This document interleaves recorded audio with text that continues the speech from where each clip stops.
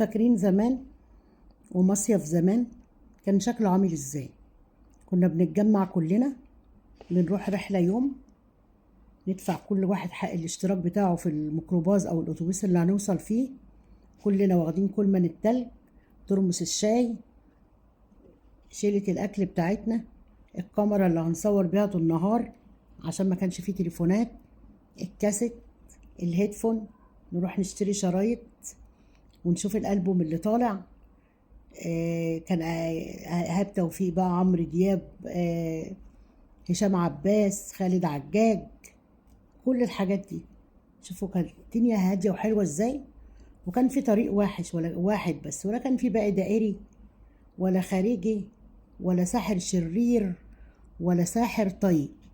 كنا بنمشي كلنا على طريق واحد، ونلاقي بقى ايه، كل عربيه محمله العيله، والترمس والكلمن والحلل والمحشي والبراد والبوتاجاز الأنبوبة.